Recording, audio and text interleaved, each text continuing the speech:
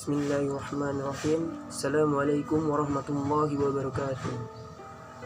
Alhamdulillahirabbil alamin. Wassalatu wassalamu ala asrafil anbiya'i wal mursalin wa ala alihi washabihi ajmain. Amma ba'du. Alhamdulillah, pada kesempatan kali ini kita masih diberi kesehatan untuk bisa belajar menafsirkan Quran surah Ali Imran ayat 189 sampai 191. Salawat serta salam tak luput kita limpah curahkan kepada Nabi besar sallallahu alaihi wasallam dengan mengucapkan Allahumma shalli ala sayyidina Muhammad wa ala ali sayyidina Muhammad. Langsung saja, Quran surah Ali Imran 189 sampai 191 yang berbunyi A'udzubillahi minasyaitonir rajim. Bismillahirrahmanirrahim. Walillahi mulkus samawati wal ard. Wallahu ala kulli syai'in qadir. Inna fi khalqis samawati wal ardi wa ikhtilafil laili wan nahari la ayatin li ulil albab allazina yadhkuruna Allaha qiyaman wa qu'udan wa ala junubihim wa yatafakkaruna fi khalqis samawati wal ard. Rabbana ma khalaqta hadza batila subhanaka faqina azabannar. Shadaqallahul azim. Asbabun nuzul dari Quran surah Ali Imran ayat 189 sampai 191 ini. Untuk ayat 189 Quran surah Ali Imran ini tidak terdapat asbabul nuzul yang spesifik yang menjelaskan khusus tentang ayat tersebut, karena ayat ini merupakan kelanjutan dari ayat 187 sampai 188 yang menjelaskan tentang adanya suatu keganjilan dari sikap Bani Israel. Mereka diperintahkan untuk menjelaskan isi Taurat dan Injil serta menjelaskan keterangan-keterangan yang menegaskan tentang kenabian Muhammad yang terdapat dalam kedua kitab suci tersebut. Tetapi mereka tidak mau melaksanakan perintah itu dan justru malah menuduh Nabi Muhammad dengan tuduhan yang buruk, dan seolah-olah apa yang mereka sampaikan tersebut merupakan kebenaran dalam pandangan masyarakat. Oleh karena itu, Allah Subhanahu wa taala menenangkan hati Rasul dengan menjelaskan ancaman bagi orang-orang tersebut pada ayat 188 dan mempertegas di ayat 189 bahwa Allah Maha Kuasa atas segala sesuatu dan tidak ada seorang pun yang dapat menandinginya. Dalam kitab Al-Iqan diterangkan asbabul nuzul surah Ali Imran 190 sampai 191 dari Sayyidah Aisyah radhiyallahu anha. Sesungguhnya sahabat Bilal datang kepada Nabi sallallahu alaihi wasallam. Sahabat Bilal akan mengumandangkan azan untuk salat subuh. Kemudian sahabat Bilal mendapati Nabi sallallahu alaihi wasallam sedang menangis. Maka Bilal bertanya, "Ya Rasulullah, apa yang menyebabkan engkau menangis?" Nabi menjawab, "Tidak ada sesuatu yang dapat mencegahku menangis, dan sesungguhnya telah turun pada malam ini ayat. Sesungguhnya dalam penciptaan langit dan bumi dan silih bergantinya malam dan siang terdapat tanda-tanda bagi orang-orang yang berakal." Kemudian Nabi SAW bersabda, "Celakalah bagi orang yang membacanya dan tidak memikirkannya." Pada peristiwa asbabul nuzul tadi terlihat bahwa pada saat itu kaum Quraisy belum dapat menghayati dan mensyukuri akan nikmat yang telah diberikan Allah Subhanahu wa taala kepada mereka, di mana mereka tidak mau memikirkan akan hikmah dari penciptaan alam semesta beserta segala isinya. Padahal jika mereka mau memikirkan hal tersebut, mereka akan mendapatkan bahwa banyak pelajaran, manfaat dan faedah. Hamparan alam semesta ini diciptakan penuh dengan makna. Pada setiap sisi terdapat tanda-tanda yang menunjukkan akan kekuasaan Allah Subhanahu wa taala. Kita menganalisis tentang kandungan ayat dari Quran surah Ali Imran 189 sampai 191. Yang pertama, walillahi mulkus samawati wal ard wallahu ala kulli syai'in qadir. Kepunyaan Allah lah kerajaan langit dan bumi, dan Allah Maha Perkasa atas segala sesuatu. Dalam tafsir Jalalain dan Al-Misbah dijelaskan bahwa milik Allah lah kerajaan langit dan bumi. Yang maksudnya ini pengaturan tentang hujan, rezeki, tumbuh-tumbuhan dan lain-lain. Dan Allah Maha Kuasa atas segala sesuatu, yaitu Allah akan memberi pembuktian kepada manusia sesuai dengan amal perbuatan yang dilakukannya. Ketika ia beriman, maka Allah akan membebaskannya dari siksa dan azab. Namun apabila sebaliknya, maka ketahuilah bahwa Allah akan menurunkan siksa yang amat pedih. Inna fi khalqis samawati wal ard. Dalam kalimat ini mengandung makna tentang ketinggian dan kekuasaannya.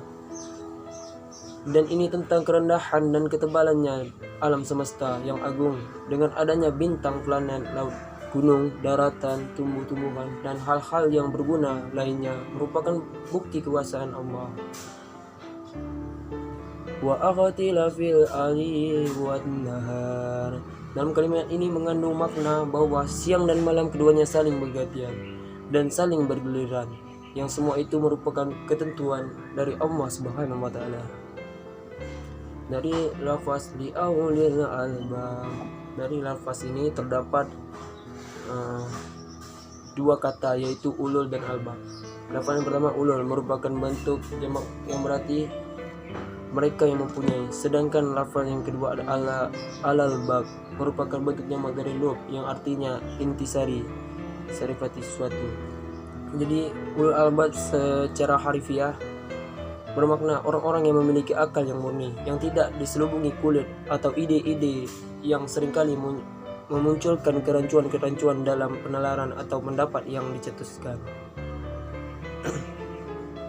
Allazina yadhkuruna Allah, yaitu orang-orang yang mengingat Allah Subhanahu wa taala atau bertazakkur. Tazakur merupakan salah satu tugas akal untuk mengingat pengetahuan yang terlupakan. Tazakur dalam Quran surah Al-Imran ayat 190 sampai 191 ini menitik beratkan pada mengingat Allah Subhanahu wa taala dalam setiap keadaan.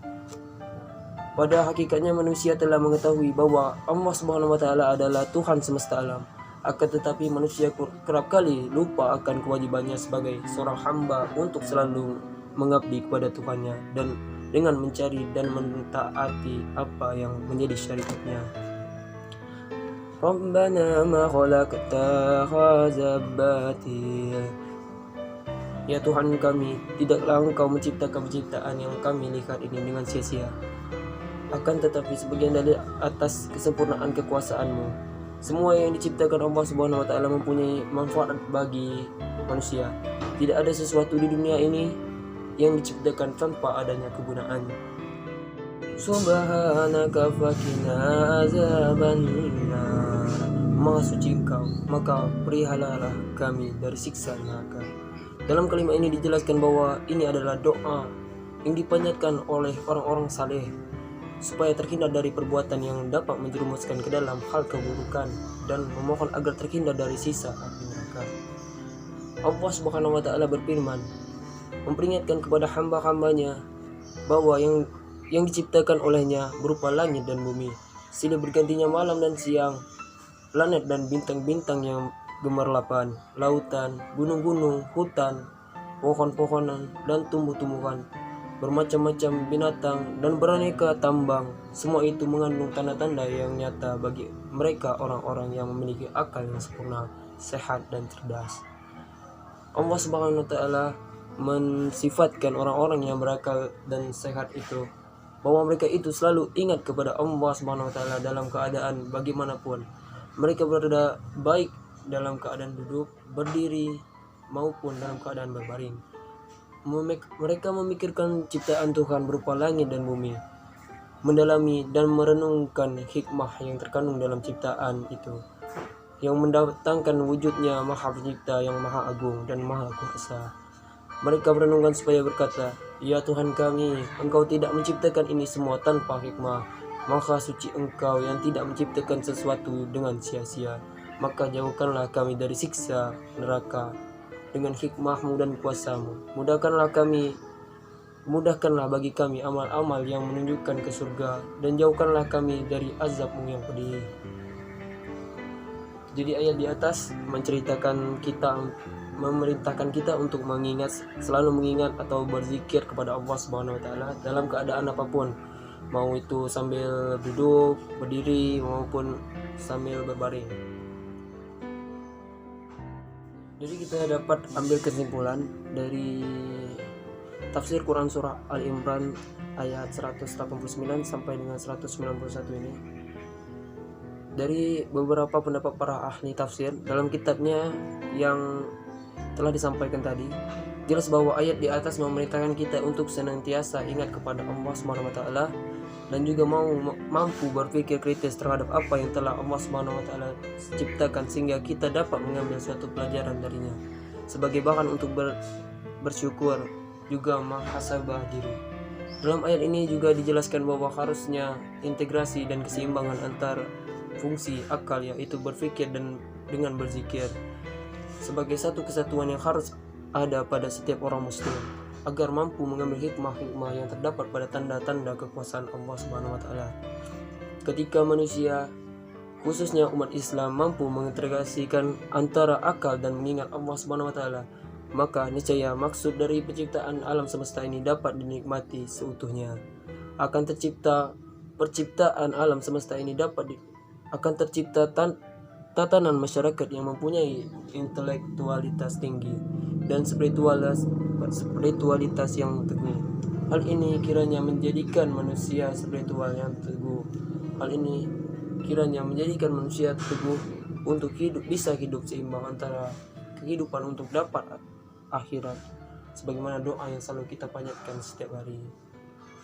Terima kasih. Assalamualaikum warahmatullahi wabarakatuh.